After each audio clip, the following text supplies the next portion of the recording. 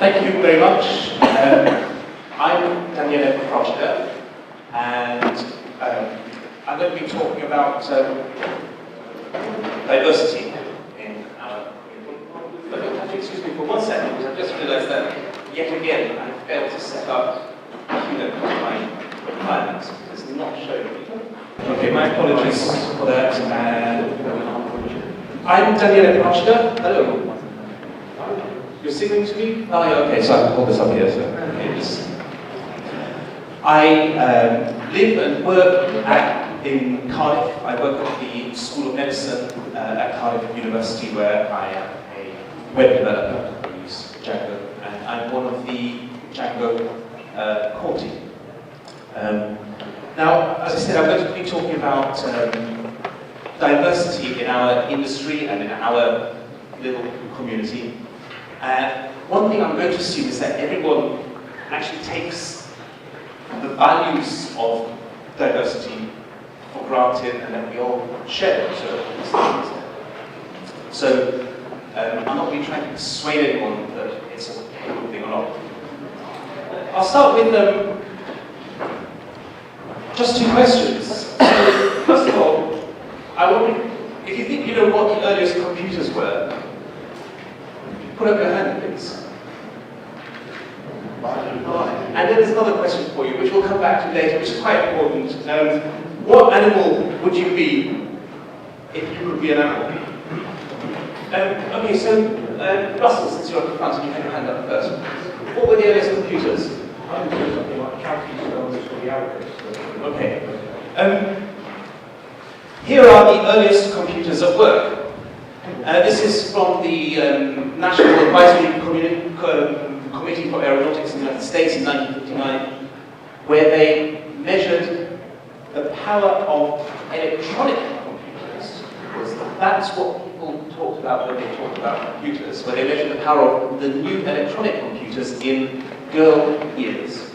How long it would take a team of women computers, because being a computer was a job, to perform certain tasks. So they took on girl years. At Harvard, there was another important team that doing astronomical calculations, and they were known as Pickering's harem. Pickering being the professor. So it gives you an idea of the place of women in 20th century computing. Can you hazard a guess why they were so good? Women were so prized and so good at this job. Because they could be paid half of what men were paid for the same work.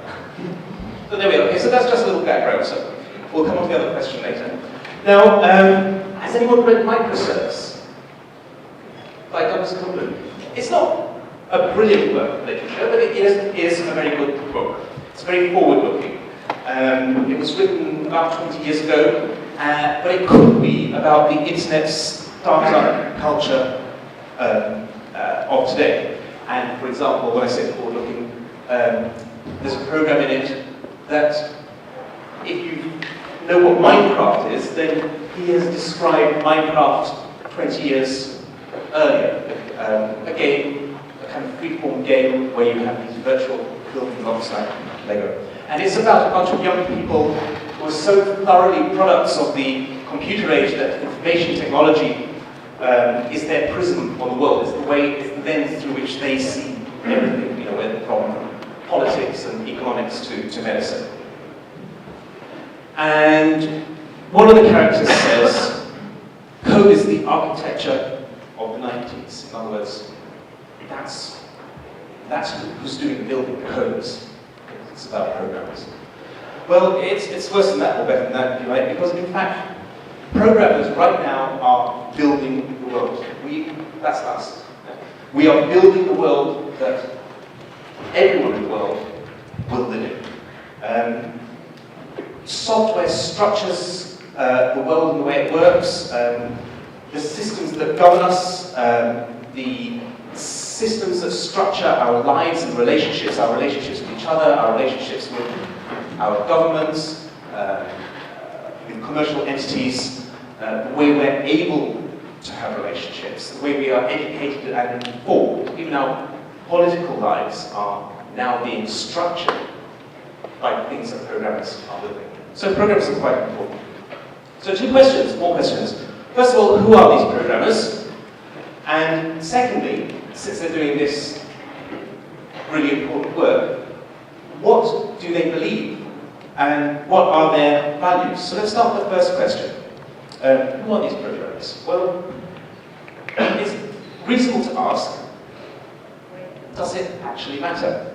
And that's a good liberal answer, because what matters is what people do and not who they are. So if we have a look at John Stuart Mill, great 19th century English liberal philosopher, not the only one, Thomas Paine, earlier Francophone thinkers, people like Adam Smith, Thomas Jefferson, they all shared and contributed to the development of a very important and at the time quite new political philosophy, liberalism, in which what matters is what the individual does and not who they are, which class they come from, which sex they are, which race, how old they are, and so on. So that's liberalism. So, liberalism abstracts from particulars. That is the differences, I'm quite different from some people here in race, sex, age, and so on. But what matters is what's abstracted from that. Liberalism makes assumptions, so it believes that everyone's equal, and also says that people should be equal. It repudiates tribalism and special interests and unequal status. It asserts individual autonomy and responsibility and merit. So, liberalism values many of the ideals that probably most of us think are pretty important. And it's worth noting that, if you don't like some of these values, then you have to be quite lucky already to be a member of the right sex or class or whatever, or hope that you are going to be lucky, because one of the things that these ideals try to do is to guarantee things for everyone, not just the lucky ones or the rich or powerful ones.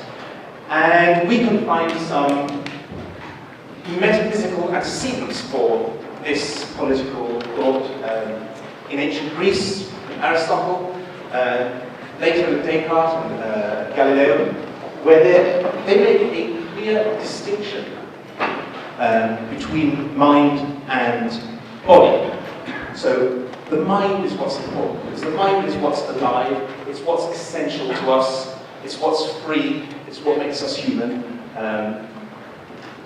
The body is inert, it's just matter, it's accidental, it just so happens that my body is this way and not some other way. It's determined by physical laws, and it belongs to the body belongs to the animal world. So this is really important for things. For example, this is how the Western science emerged, through this distinction where we were able to make predictions about this determined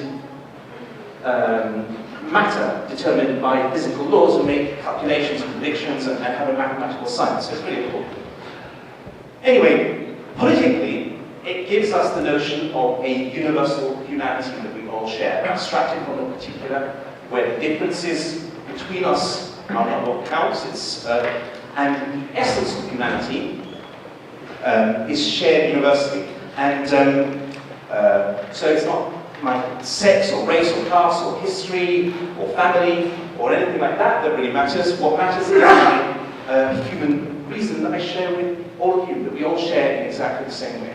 And this gives us some pretty powerful and important concepts. And so liberalism has a really important value here, universal rights. Anyway, so who are these programmers?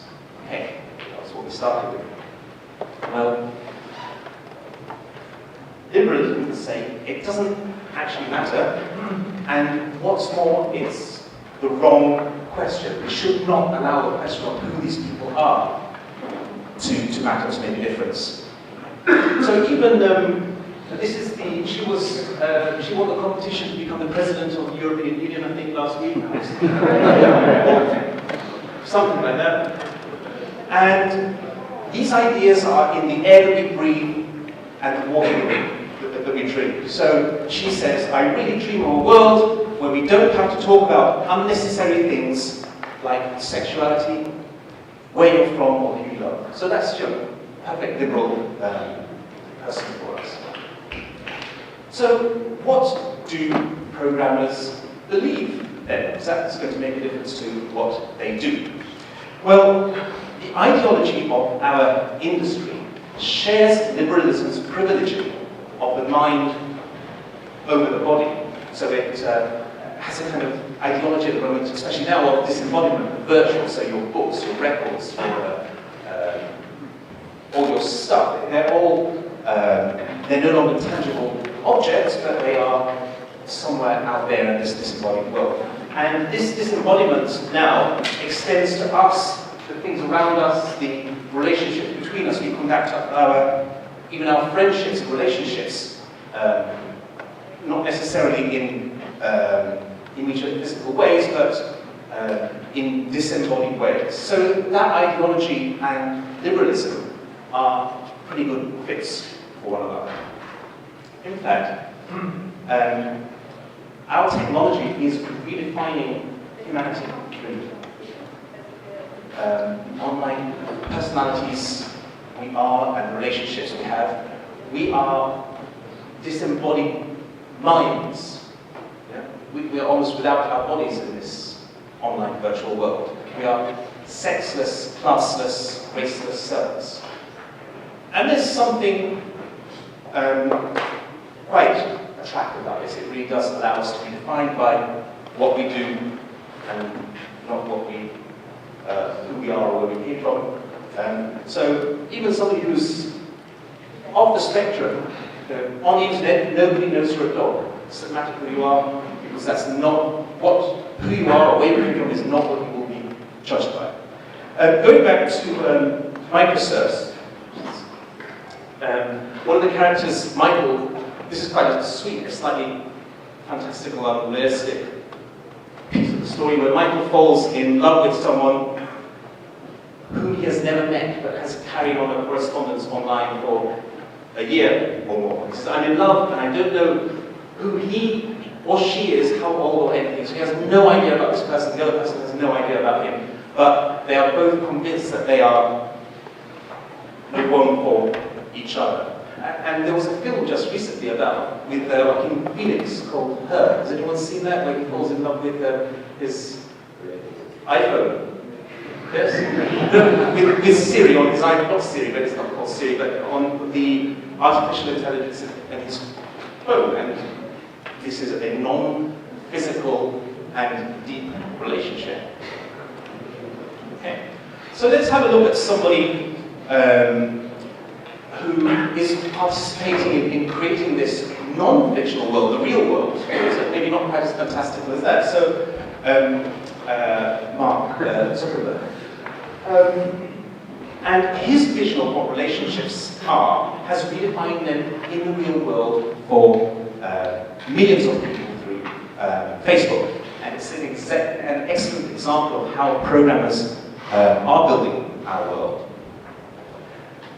And Facebook recently acquired Oculus technology. And it's their stated aim, not now just to rebuild or redefine our relationships with each other, but to redefine our relationship with reality itself through this virtual reality technology. Are you all familiar with Oculus and the acquisition of Oculus by Facebook? So that's an amazingly bold ambition, and technology has always changed the world.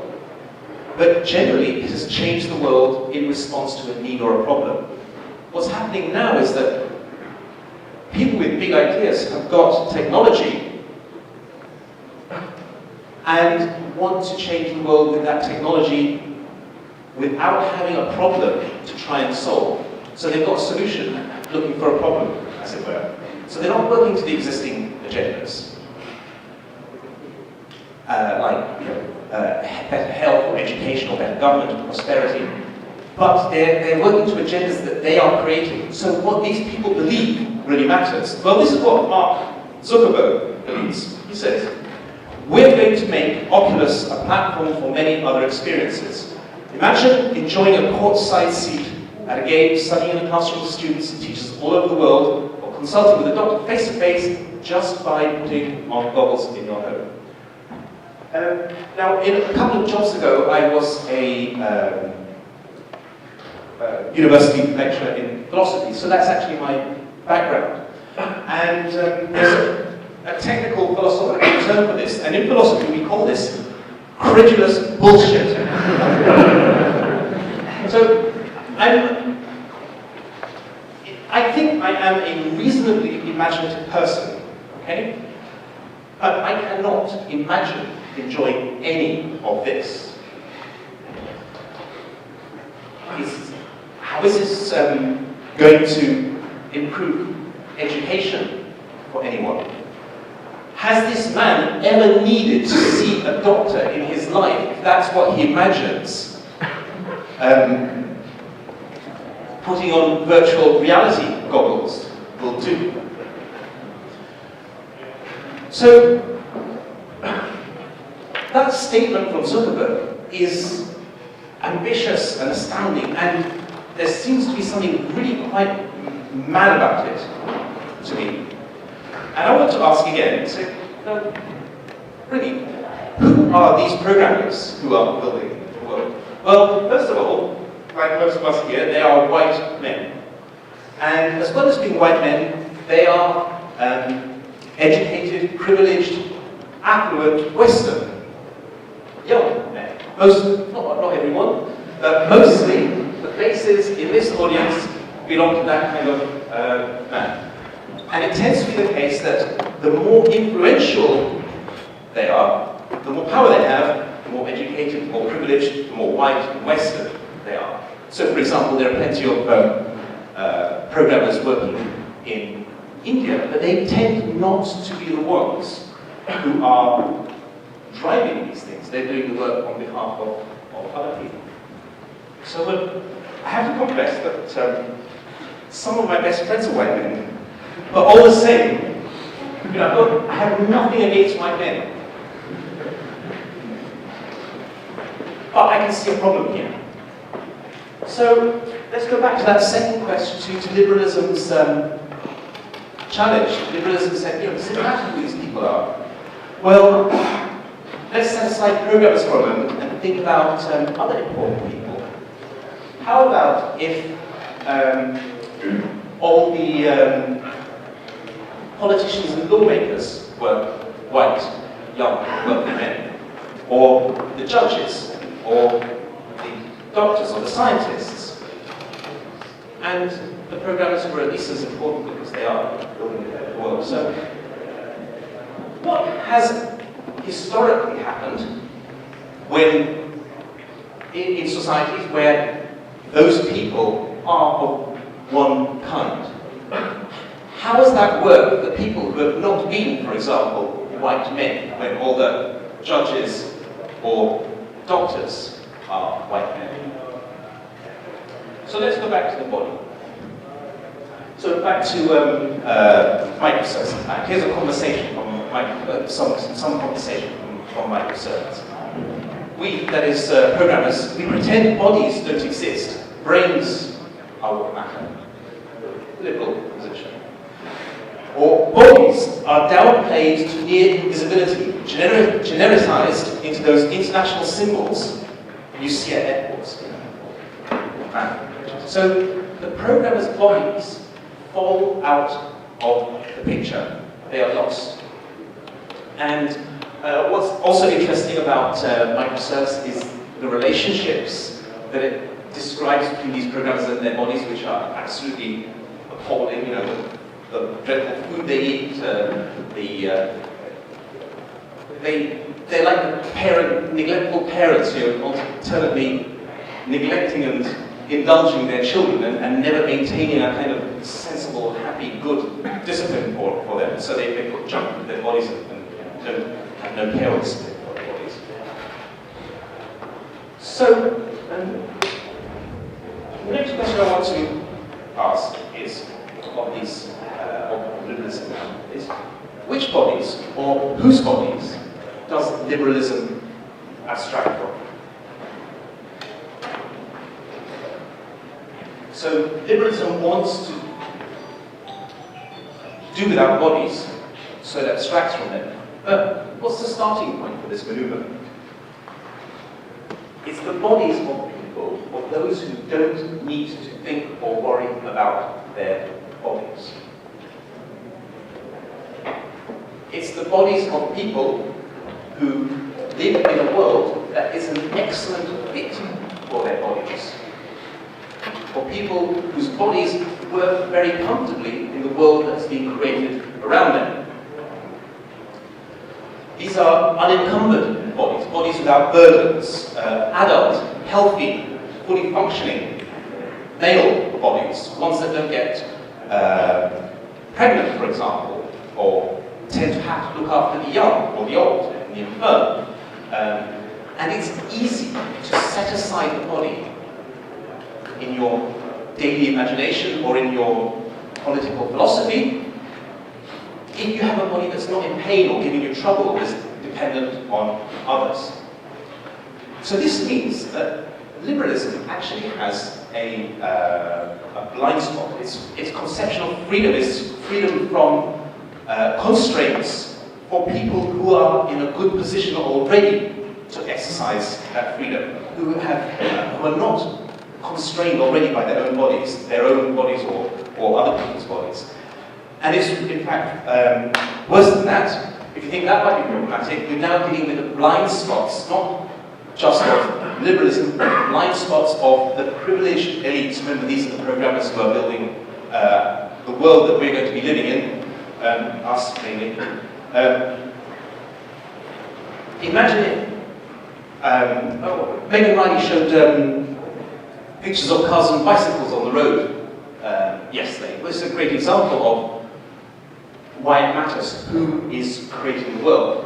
Because if the people who are creating the roads only drive cars, it's not going to be a great place for the people who are much more vulnerable because they ride bicycles. Similarly, if the programmers, young, wealthy, white, etc., you know all those adjectives now, men who are building our world are people who don't have to trouble themselves about their bodies, then we are letting a very narrow, privileged elite do it. And they're an elite that belong to a narrow culture, privileged classes, and interestingly, they hold to this liberal politics that disvalues the body because they can afford to, shrugs off bodily difference because they can afford to, and to cap it all off, they will say, well, it doesn't actually matter. And so that's why I think it matters who the programmers are and why the liberal position is inadequate and dangerous. It's also missing important things. Okay? This ideology that our industry shares or amplifies even when it comes to liberalism doesn't give us the tools that we need. It fails to address the industry's own preoccupations, because the fact is that our industry, the software industry, is utterly obsessed with the body. So the industry's struggles and controversies and its language and its reference are all bodily based.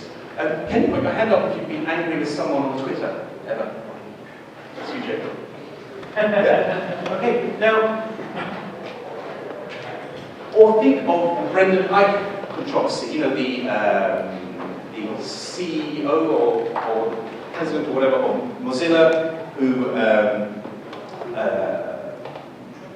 resigned from his position after some controversy over his position on the right to gay marriage in the United States, or recent controversies at GitHub involving female developers working there. You've probably heard of those. Or, well, there are so many of these controversies, and they all turn around matters of the body. So despite its professed ideals of and efforts towards the virtual disembodied world, the industry is fixated on the body and can't let it go. And the more it reaches towards disembodiment, the more it gets tangled up in actual, real, living bodies. If we go back to microserves, which is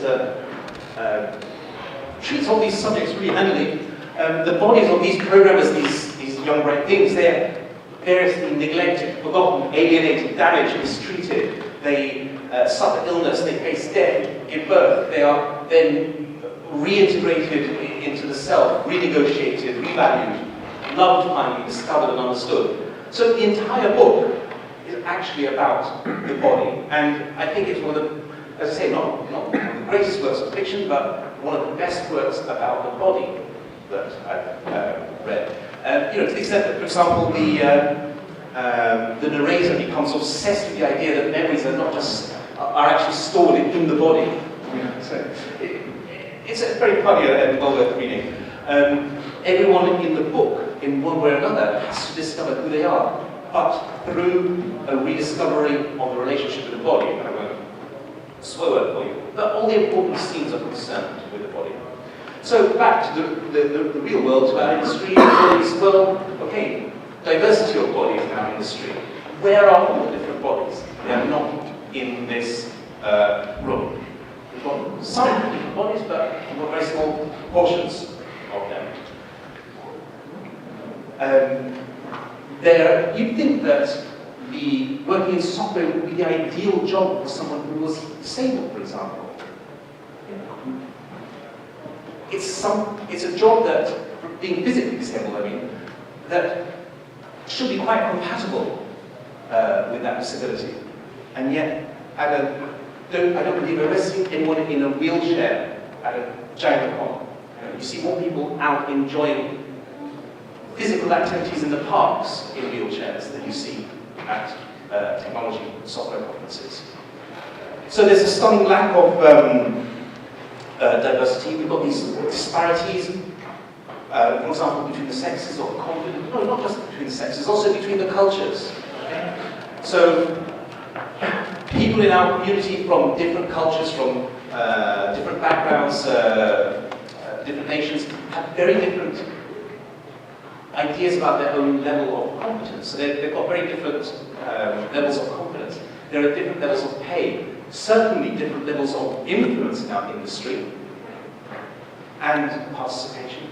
As I said, all the high-profile controversies in particular seem to revolve around sexuality or sex, or sexism, and then we've got this really dark side of stuff that happens, of harassment, assaults, and worse. So, the ruling ideology of our industry, liberalism, which tries to set aside the body, is actually completely at odds with the industry's actual preoccupations. So our ideology, or our industry's ideology, is unsafe for the people who are, not the ones in those positions of power. And it's also blind to its own concerns, and has no purchase on them. It has no way to tackle its own concerns because it doesn't really know what to do with the body. It can't even analyze or describe them properly, never mind address them. So I want to dismiss liberalism's protest. When we ask, who are these programmers who are building our world? And someone says, or liberalism says, does it actually matter? I would say, well, yes, it does matter, actually, and it matters a lot. It's not safe for the world, because we're building it, for private programmers to be only white men, like me, however nice I am. So, what does this mean for us? But now, by us, I mean us, the Django Python community. We have an explicit commitment to diversity through things like our codes of conduct. We express these values. I think most people do share them. But the danger is that liberalism inadvertently undermines our own aims, undermines our own values. The ideology that our industry really vigorously embraces is actually inimical to diversity. So, just to spell that out, liberalism undermines some of its own key aspirations, things like justice, fairness, equality, meritocracy. These are key ideals, key values in liberalism, and yet it undermines them because it can't find a place for the body in its own thinking. Our own aspirations in our community for diversity and equality require us to understand the significance of the body. So I think we have some rethinking to do if we're going to avoid these traps. So let's go back to the body again. Let's see what else gets thrown out with the body of liberalism. So liberalism puts these in opposition to each other. Mind versus body, reason versus emotion, thinking versus doing, the individual versus the social, the human versus the animal. And it doesn't just make that distinction with them as it does, well, actually, even in Aristotle or Descartes or Galileo, it's not just a distinction. One side is quite clearly valued or is more important than the other.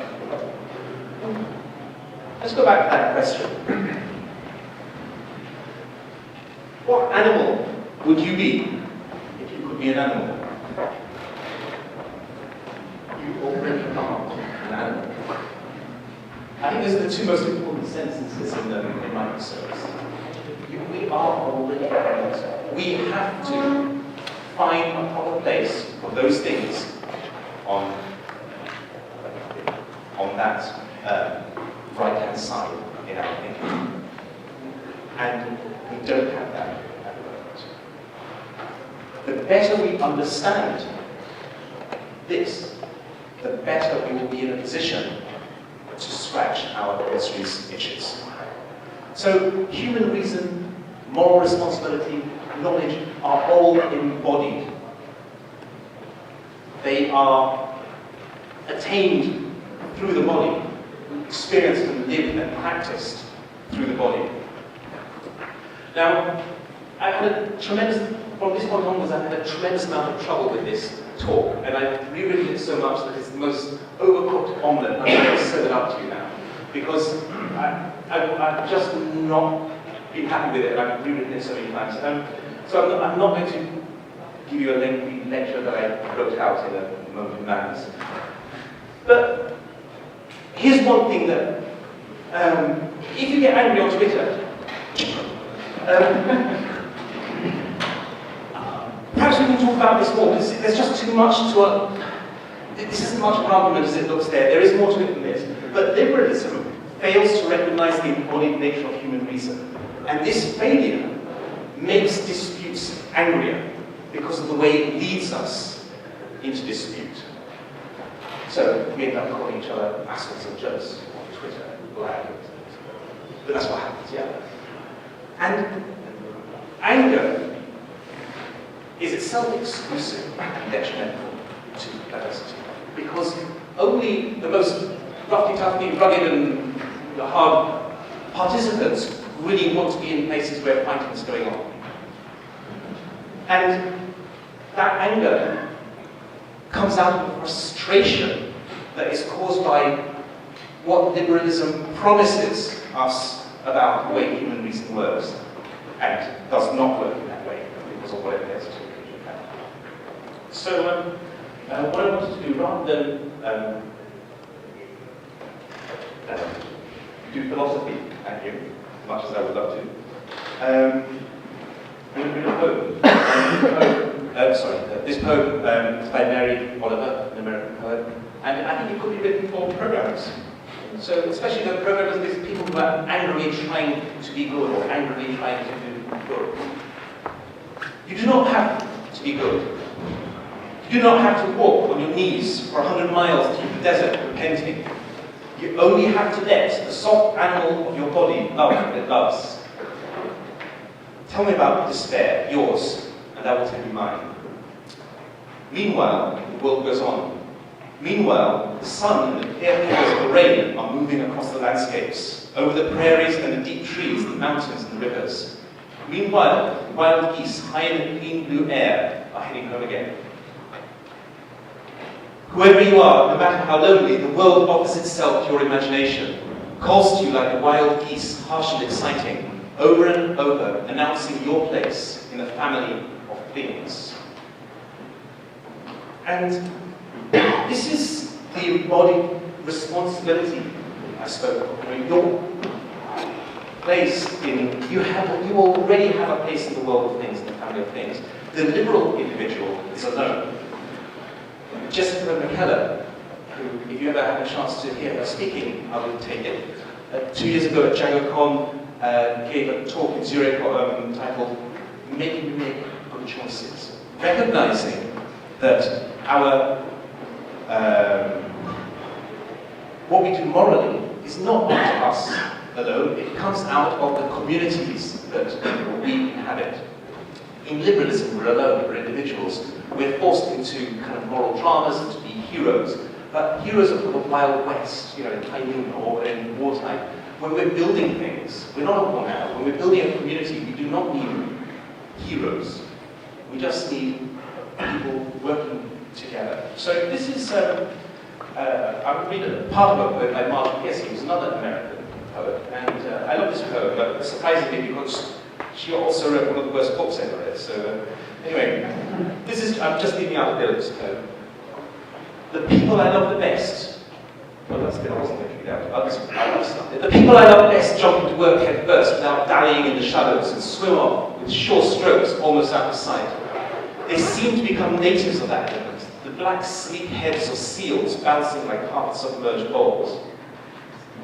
I love people who harness themselves and ox to a heavy cart, who pull like water buffalo, massive patience, who strain in the mud and the muck to move things forward, who do what has to be done again and again.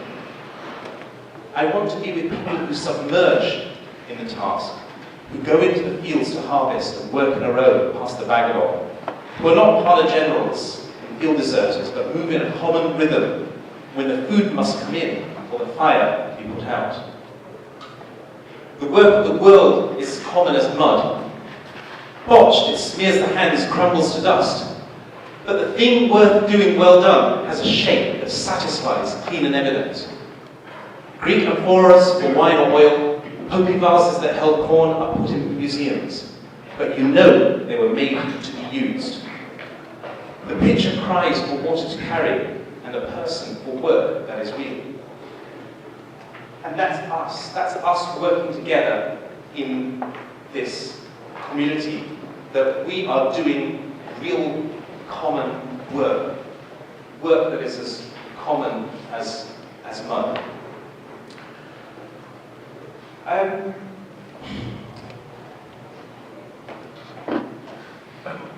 Moral knowledge is practical, it's lived, it's not available through thinking alone. And learning to be considerate, which is one of the keys to diversity, is something that has to be learned. It's a question of how to be and not of what to know. So people are generally kind, friendly, and generous. These can be impulses, but it's not the same as being considerate. Even kind people are not always very considerate. We've got people who are moral failing, but because they have not acquired that practical knowledge. And the question for us is, how do we transmit this knowledge to others when they don't have it? Because every time, when I say to my children, well, how can you be so inconsiderate, thundering up and down the stairs at 2 o'clock in the morning? It doesn't quite work out. Somehow they don't become more considerate as a result. So this is a lesson I've been failing to learn for the last 17 years. And it works in other contexts too. We can't do that. We can't make our colleagues, companions in this community more considerate by telling them how to do it, or telling them what to do. It's much more difficult than that. And since I'm not very good at doing it myself, I'm not going to try saying how. But in conclusion, if we bear some of this in mind and are aware of where these pitfalls lie, we're actually in a really strong position. Our community already strongly embraces certain moral values. We are in a position to assert those values as a community and to act on them together. We influence the members of our community. We can pass on that moral knowledge of how to be. And what we do influences other communities. People notice what we're doing. So if we do things in a certain way, we can influence other parts of our industry. And this is the industry that's building the world. So we are building the world, and we have a chance to make a difference to how it is built and how it will work for the people who are in it. So the pitcher cries for water to carry, and the person will work that is real. And that is what we are doing, and that is what I urge all of us to do to continue our real work, though it be common as mud. Thank you very much.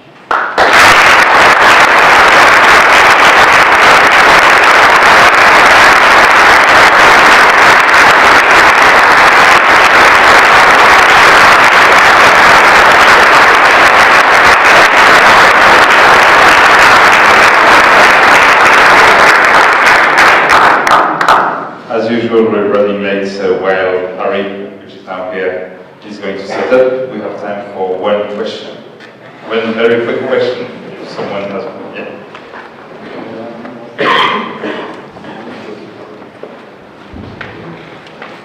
Thanks so much, Daniele.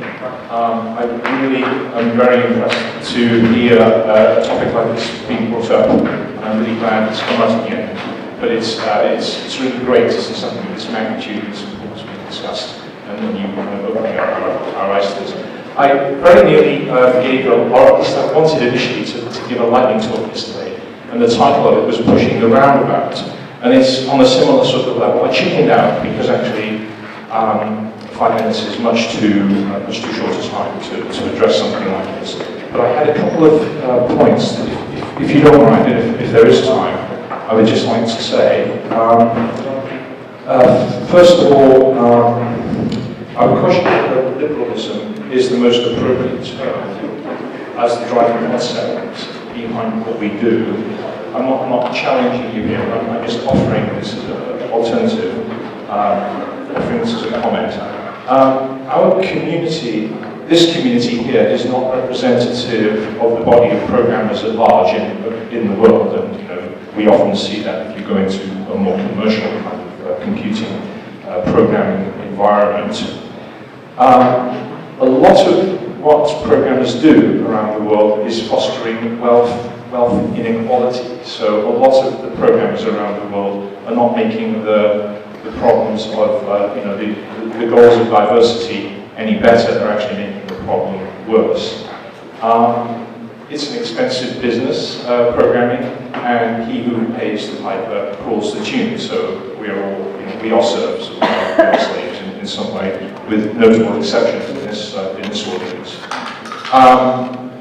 Most programmers probably are working in wealth aggregation, so fostering wealth inequality, and a lot of the attitudes that we have in our community came from the recent history of the last, say, 50 years, where until about 2000, the biggest customer for software development was the most evil, imperialist, military machine in human history, and some of that history has rubbed off in the attitudes that probably still exist in my head.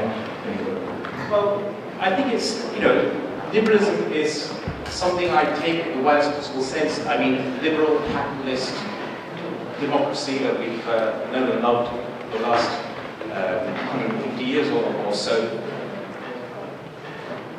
What's interesting about that is the way that when people like these communities try to ameliorate the worst effects, they're often hamstrung, I think, by the ideology of the body that loses any way of getting a hold of it. So there's no purchase on the problem. And I think that this does go back to not just liberalism, but much earlier back to Aristotle and the Greeks, where you have divisions and associations between, for example, male and female, and form and matter. And as ever, one is given greater value than the other. And this stuff is, as I said, so much in the air that we breathe and the water we drink that we don't notice it. And if you're like me with a perfectly functioning, reasonably good-looking body and so on, it's okay. It's not. If you're somebody whose body doesn't fit into that pattern and doesn't fit into the world that has been created, then no amount of liberalizing, if I can say that, is going to be enough. I have to cut short. I have